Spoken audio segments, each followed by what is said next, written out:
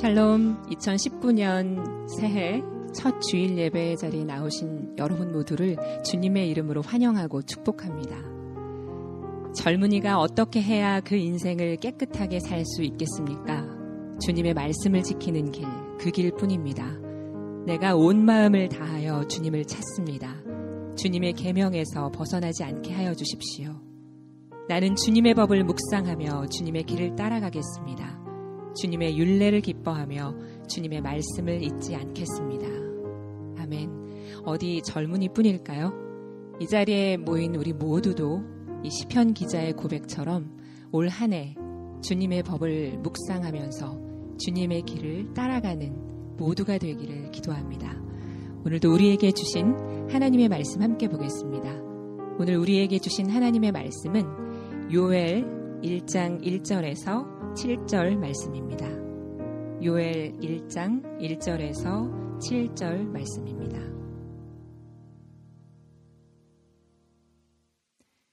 이것은 주님께서 부두엘의 아들 요엘에게 하신 말씀이다. 나이 많은 사람들아 들어라. 유다 땅에 사는 사람들아 모두 귀를 기울여라. 너희가 살고 있는 지금이나 너희 조상이 살던 지난날에 이런 일이 일어난 적이 있느냐? 너희는 이것을 자녀들에게 말하고 자녀들은 또 그들의 자녀들에게 말하게 하고 그들은 또 그 다음 세대에 말하게 하여라. 풀무치가 남긴 것은 메뚜기가 갉아먹고 메뚜기가 남긴 것은 누리가 썰어먹고 누리가 남긴 것은 황충이 말끔히 먹어버렸다. 술을 즐기는 자들아 깨어나서 울어라. 포도주를 좋아하는 자들아 모두 다 통곡하여라. 포도 농사가 망하였으니 새 술을 만들 포도가 없다. 셀 수 없이 많고 강한 메뚜기 군대가 우리의 땅을 공격하였다. 그들의 이빨은 사자의 이빨과 같고 날카롭기가 암사자의 송곳니와 같다. 그들이 우리의 포도나무를 망쳐놓았고 우리의 무화과 나무도 그루터기만 남겨놓았다. 나무 껍질을 다 벗겨서 그 줄기가 모두 하얗게 말랐다. 아멘. 인생을 지혜롭게 사는 방법이라는 제목으로 목사님이 말씀 전해주실 때 하나님의 음성을 듣는 시간 되시길 기도드립니다. 2019년도 새해가 밝았습니다. 오늘 말씀은 새해를 맞은 우리에게 하나님께서 주신 그러한 메시지입니다. 부족한 저의 입술을 통하여서 전달되어지지만 오늘 이 말씀이 여러분 삶 가운데 생명이 되어지길 간절히 원합니다.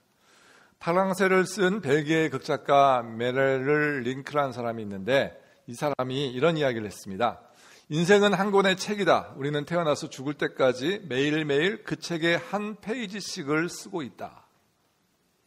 여러분 이 말에 동의하십니까? 우리 인생이 한 권의 책이라면 여러분은 매일매일 한 페이지씩을 쓰고 있는 그러한 삶입니다.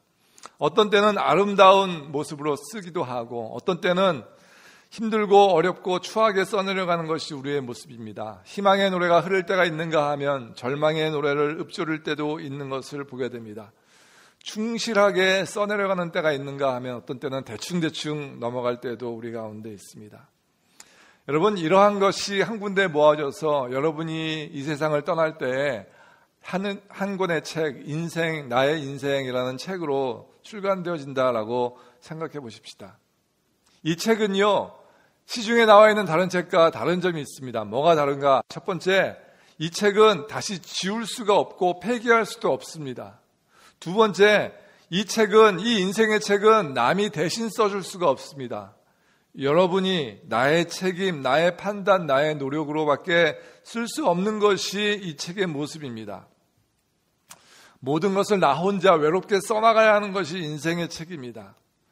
여러분 2019년도 오늘 페이지가 넘어갔습니다. 벌써 6일이 지나가고 있습니다. 여러분은 2019년도 이 인생의 책을 어떻게 기록하고 있는지 오늘 말씀을 통하여서 한번 생각해 보시는 귀한 날 되어주시길 간절히 원합니다. 여러분은 한 번뿐이 없는 인생을 어떻게 살아가고 계십니까? 매일매일 그 책의 한 페이지를 어떻게 장식하고 있는지 한번 생각해 보십시다. 오늘 저는 2019년도를 맞이하여서 여러분에게 어떤 말씀을 전할까 묵상을 하다가 요엘서의 말씀을 가지고 나왔습니다. 이 요엘서의 말씀을 가지고 하나님께서 2019년도 여러분에게 원하시는 것이 무엇인지 듣고 한번 생각해 보시는 그런 귀한 날 되어주시기를 간절히 원합니다. 오늘 말씀 가운데 나온 요엘 선지자가 어느 시대 사람인지 성경은 자세하게 이야기하고 있지 않습니다. 우리가 막연히 추측하는 것은 요엘서가 소선지서 가운데 앞쪽에 있기 때문에 아마도 선지자들 가운데 먼저 있었던 앞쪽에 있는 사람이 아니었나라고 생각을 할 수 있습니다. 또 한 가지, 요엘이 누구인가?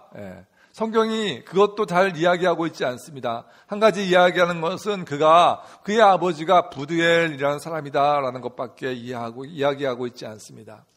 여러분, 말씀을 통하여서 메신저가 중요한 것이 아닙니다. 메시지가 더 중요한 것입니다. 곽종현 목사가 중요한 것이 아니고 저를 통하여 전해지는 이 말씀이, 하나님의 말씀이 얼마나 정확하게 전달되어졌느냐 하는 것이 훨씬 더 중요하다라는 것입니다. 부족한 저의 모습은 보지 마시고 이 아름다운 한복은 보지 마시고 하나님 말씀에 집중하실 수 있는 저와 여러분 되어주시기를 간절히 원합니다. 요엘의 뜻이 무엇인가 보니까 여호와는 하나님이시다라는 그러한 뜻입니다. 그런데 성경에 요엘이라는 사람이 너무나 많이 등장합니다. 10명도 넘는 요엘이라는 사람이 등장하는데 오늘 말씀 가운데 나온 요엘 선지자, 이때에는 정말 힘들고 어려웠던 때였습니다. 그 땅 가운데 재앙이 있었습니다. 그 재앙이 무슨 재앙인가 말씀을 보니까 메뚜기 재앙이었다라는 것입니다. 그래서 1번의 첫 번째 포인트는 메뚜기 재앙이에요. 여러분, 그 당시에 심한 병충해와 가뭄으로 고통받고 있었어요. 또한 전례가 없는 메뚜기 재앙으로 인하여서 많은 사람들이 힘들어하고 있었습니다. 메뚜기는 고대 근동에서 매우 흔한 곤충이었습니다. 여러분, 제가 어렸을 때만 해도요, 메뚜기를 잡기 위해서 산으로 들로 헤집고 다녔던 기억이 납니다.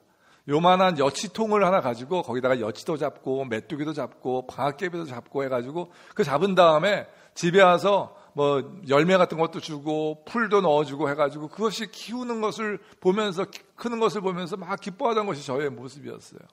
그런데 요즘은요, 이 메뚜기가 하나도 없다고 합니다. 하도 농약을 많이 뿌려가지고 메뚜기가 다 죽었대요.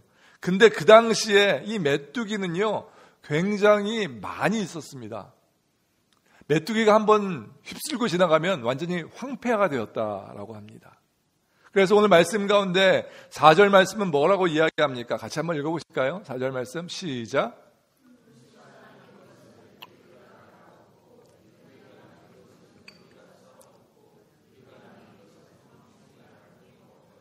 여기 나오는 풀무치, 메뚜기, 누리, 황충이 이런 것이 메뚜기의 다른 이름이라고 이야기합니다. 이 밖에도 구약 성경에는 9가지 메뚜기의 다른 이름이 있다고 합니다. 또 어떤 분들은 이것이 메뚜기가 성장해 가면서 어떤 것은 메뚜기의 새끼, 좀 더 청소년 메뚜기, 더 나이 먹은 메뚜기 이렇게 나눠가지고 이렇게 이름을 적었다라고 이야기하는 분도 계세요. 어쨌거나 중요한 것은 뭐냐면 메뚜기와 메뚜기가 계속 덤벼들어가지고 먹을 것이 완전히 없어졌다, 황폐화되었다라는 것이에요. 여러분, 메뚜기는요, 번식력이 굉장히 뛰어나다라고 합니다. 그래가지고 메뚜기 하나가 알을 낳으면 그 알이 4개월 만에 1800만 개의 메뚜기를 만든대요. 여러분 생각해 보세요. 4개월 만에 메뚜기 한 마리가 1800만 개의 메뚜기를 만든다고 합니다. 메뚜기 하나가 하루에 먹는 양이, 메뚜기가 하루에 먹는 양이 얼마나 먹을까요? 자기 몸무게만큼 먹는답니다. 여러분 중에서 좀 많이 드시는 분들 계시잖아요. 자기 몸무게만큼 드십니까? 그렇게는 못 먹지 않아요. 메뚜기는요, 그렇게 많이 먹는데요. 여러분, 1958년도에요. 이 메뚜기가 어떤 일이 있었냐면 이디오피아에서 메뚜기가 한번 지나갔는데 거기에 없어진 곡식이 16만 7천 톤이 없어졌답니다.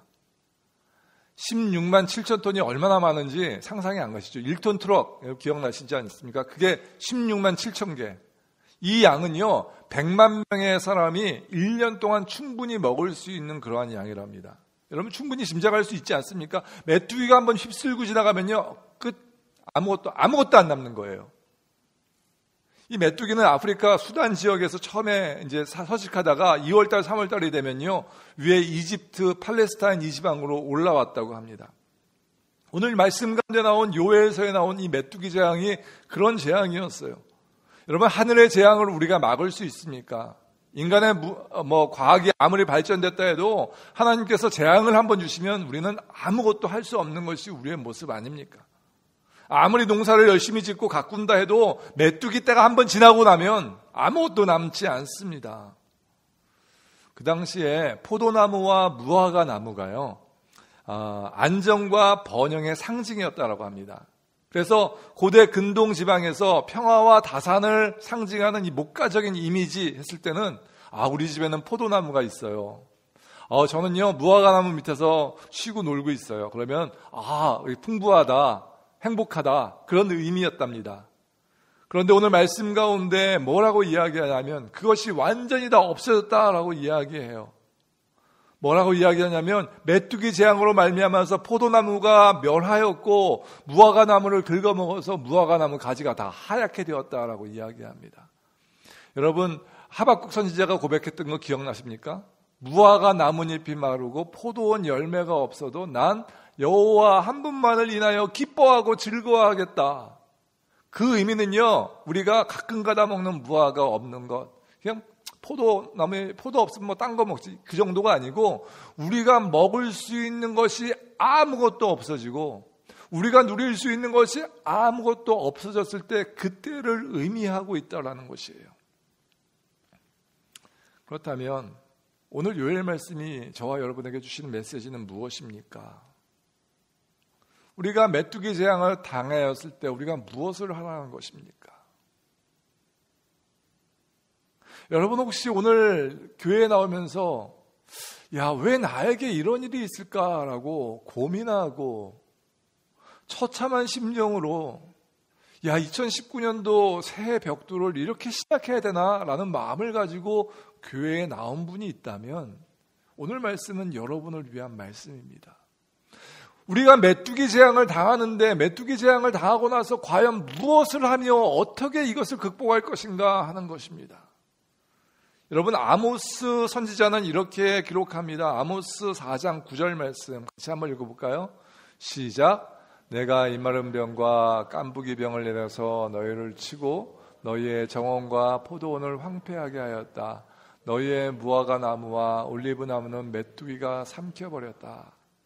그런데도 너희는 나에게로 돌아오지 않았다. 주님께서 하신 말씀입니다. 하나님께서 아모스 선지자를 통하여서 그 백성들에게 하는 이야기가 이것이에요.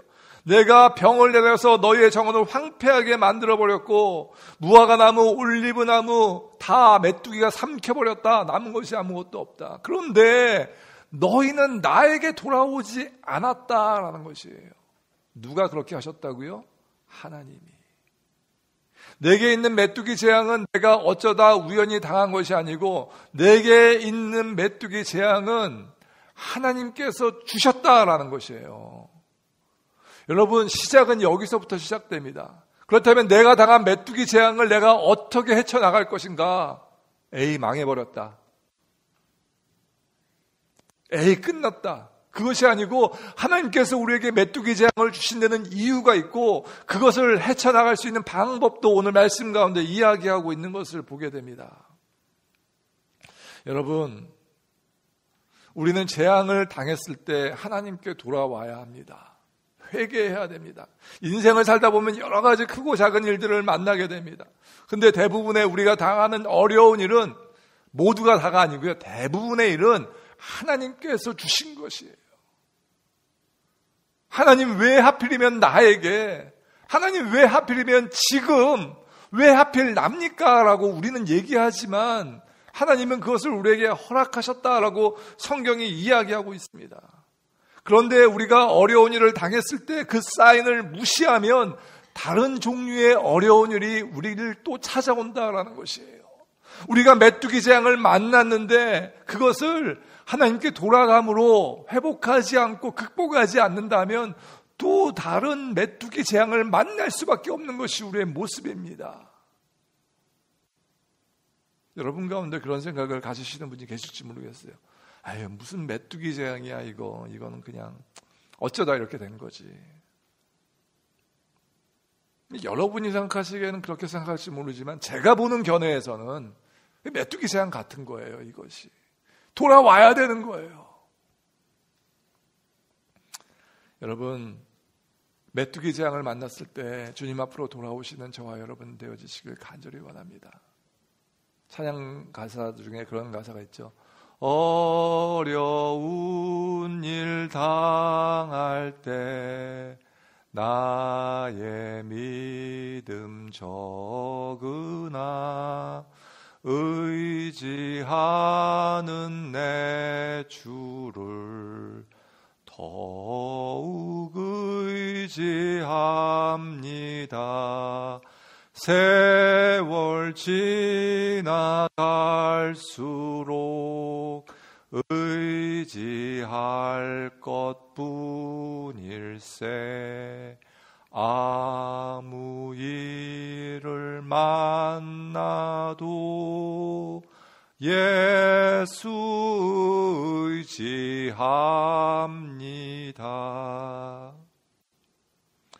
여러분, 어려운 일 만날 때 예수님 더 의지하시기 바랍니다. 두 번째 포인트가 그것입니다. 회개만이 살 길입니다 라는 것이에요. 2장 12절 13절 같이 한 목소리로 한번 읽어보시겠습니다. 시작. 지금이라도 너희는 진심으로 회개하여라. 나 주가 말한다. 금식하고 통곡하고 슬퍼하면서 나에게로 돌아오너라. 옷을 찢지 말고 마음을 찢어라. 주 너희의 하나님께로 돌아오너라. 주님께서는 은혜롭고 자비로우시며 오래 참으시며 한결같은 사랑을 늘 베푸시고 불쌍히 여기는 마음이 많으셔서 뜻을 돌이켜 재앙을 거두기도 하신다. 하나님께서 우리에게 말씀하고 계세요. 나에게로 돌아오라라는 것입니다. 그 메뚜기 재앙을 당한 이유가 어찌 됐건 간에 메뚜기 재앙을 당한 사람은 다 나에게 돌아오라라고 성경이 이야기하고 있어요. 여러분, 자기 옷을 찢는 것은요, 유대 사람들이 문화적인 관습이었습니다. 히스기야 왕이 아수라의 사네립 왕이 쳐들어와가지고 망하게 되었습니다. 포위하고 사네립 왕이 사람들에게 이야기합니다. 야, 뭐 히스기야가 하나님만 의지하면 살 수 있다고?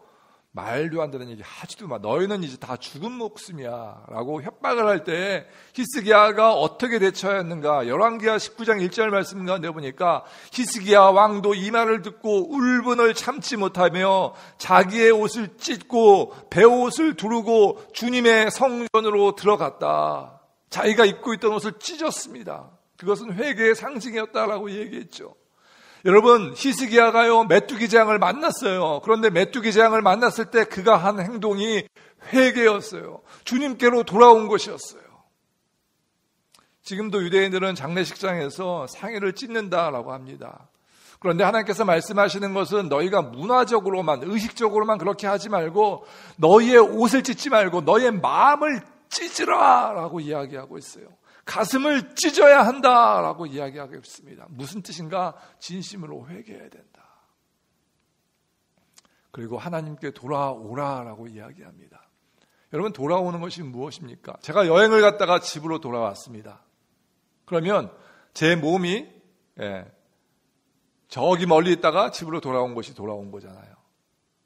마찬가지. 하나님께서는요, 우리와 언약을 하셨어요. 너희가 내 하나님의 나의 자녀가 되어서 내 안에 거하면 내가 너희를 보살펴 주겠다라고 약속을 하셨어요. 그런데 우리가 죄를 짓고 하나님의 자녀임에도 불구하고 멀리 떠나갔습니다. 고멜과 같이 떠나갔어요. 그럼 어떻게 해야 돼요? 다시 돌아와야 돼요. 주님 안으로 돌아와야지 언약이 회복되어지는 겁니다. 떠나가 있는데 하나님 나 도와주세요, 지켜주세요, 지켜주신다고 약속하셨잖아요. No! 하나님이 너희가 내 말에 순종하고 내 안에 거하면 내가 너희를 돌봐주겠다라고 말씀하셨어요. 떠나가 있으면 언약이 성립되어지지 않는 거예요. 우리가 언약을 깼기 때문에. 그 언약이 다시 워킹하기 위해서는 다시 돌아와야 한다라는 것입니다. 여러분, 하나님은요, 우리가 돌아오면 우리를 돌보아 주십니다. 메뚜기 재앙으로부터 우리를 보호하여 주십니다. 우리가 돌아가기만 하면 반드시 우리를 맞아주십니다. 왜 그런가? 13절 후반절 보니까 이렇게 적혀 있어요. 그는 은혜롭고 자비로우시며 오래 참으시며 한결같은 사랑을 늘 베푸시고 불쌍히 여기시는 마음이 많으셔서 뜻을 돌이켜 재앙을 거두기도 하신다. 여러분, 이것이 하나님의 성품이에요. 하나님은 은혜로우시고 자비로우시고 노하기를 더디하시고 인애가 크시고, 여러분, 그 하나님을 신뢰하시기 바랍니다. 그 하나님께 돌아오기만 하면 우리 인생은 끝나는 거예요. 이제 메뚜기 재앙으로부터 안전해지는 거예요. 여러분, 생각해 봅시다. 메뚜기 재앙을 만났습니다. 그럼 어떻게 된다고요? 회개하고 돌아와야 됩니다. 그렇다면 세 번째, 하나님께서 무엇을 해주실까? 세 번째 말씀은요, 회복시키시는 하나님입니다. 여러분, 18절 말씀 가운데 보니까 2장 18절, 그때 주님께서 땅이 당한 일로 마음 아파하시고 당신의 백성을 불쌍히 여기셨다. 여러분, 하나님이요, 만군의 하나님이고 세상 모든 것을 창조하신 하나님이 이러실 필요가 없어요. 그런데 하나님께서 그 메뚜기가 덮쳐가지고 아무것도 먹을 것이 남지 않은 그 땅을 어떻게 하셨다? 아파하셨다. 하나님께서요, 당신의 백성을, 우리를 어떻게 하셨다?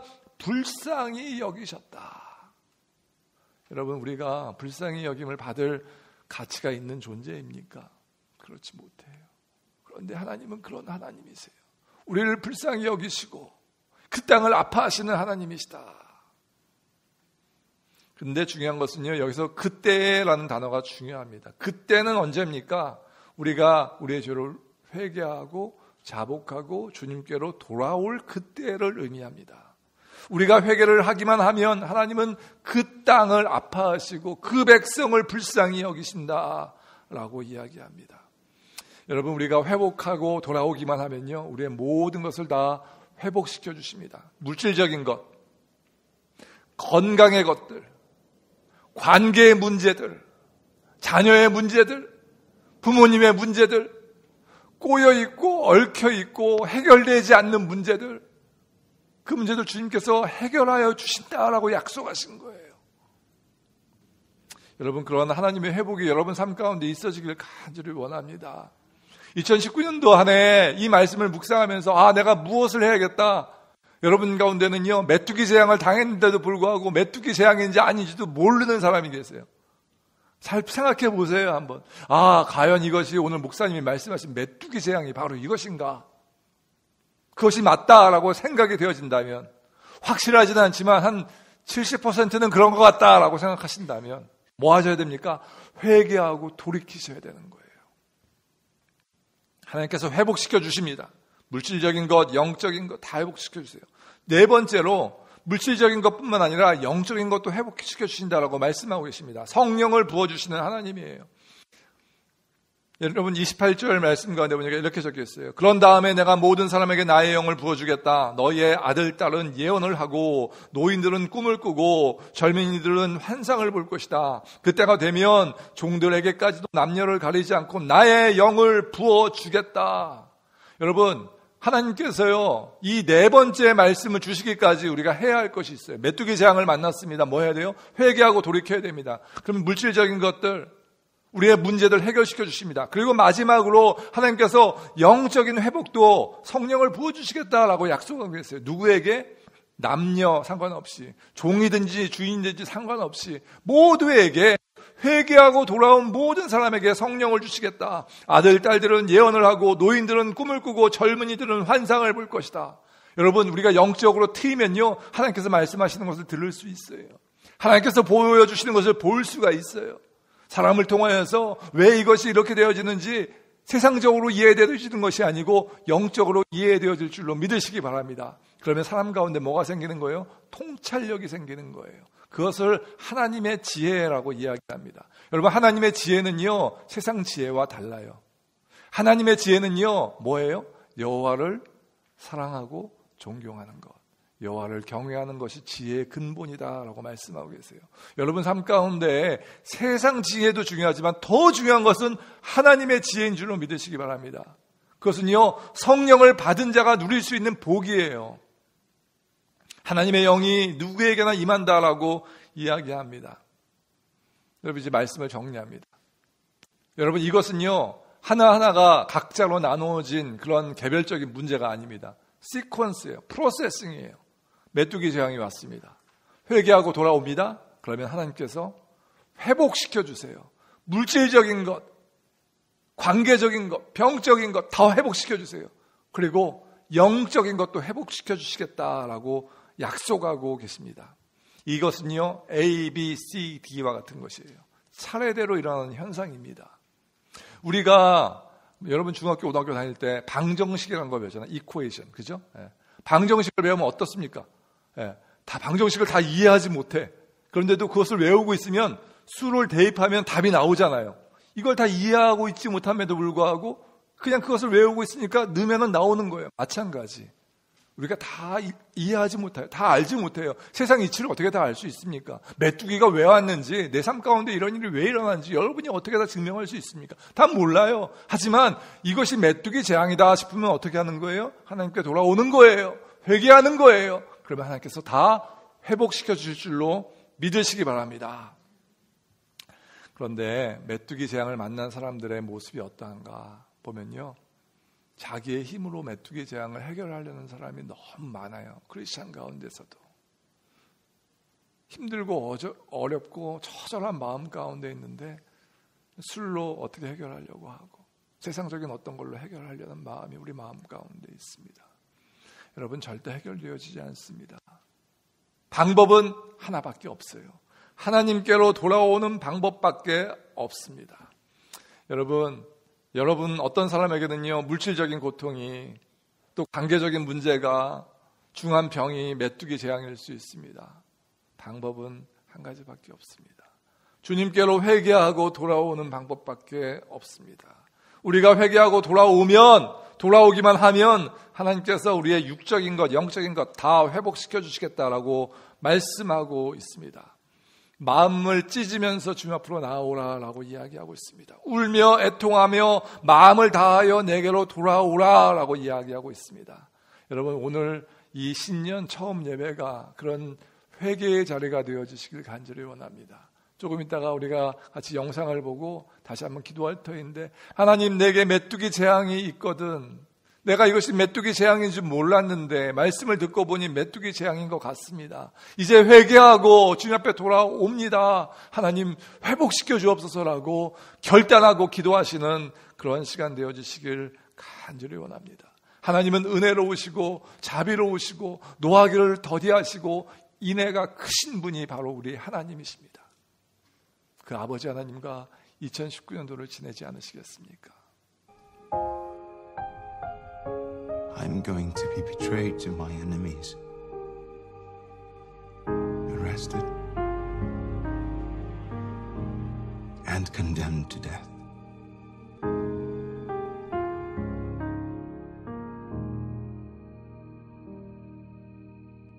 내 백성이 나를 떠나 돌아섰지만 내 사랑이 내 백성을 포기 못하니 내 모든 것 내어주고 Your sins are forgiven, my son. 그들을 얻으리라. 여호와께 돌아가자. 우린 돌아서도 그는 변치 않네. 여호와께 돌아가자. 우린 넘어져도 그 사랑 영원하네. Come.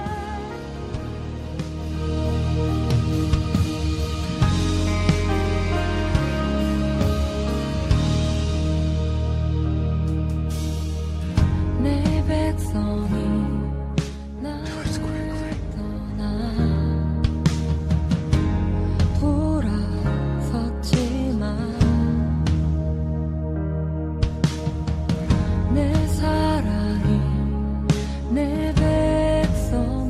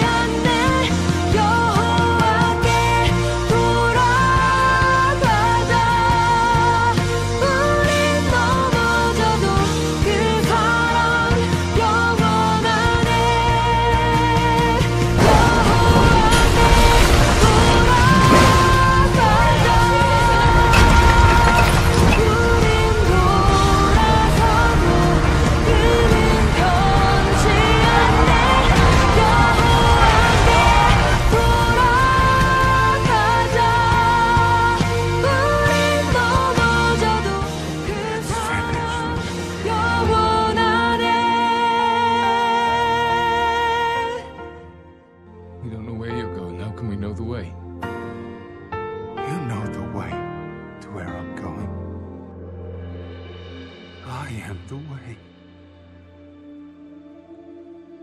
the truth, and the life.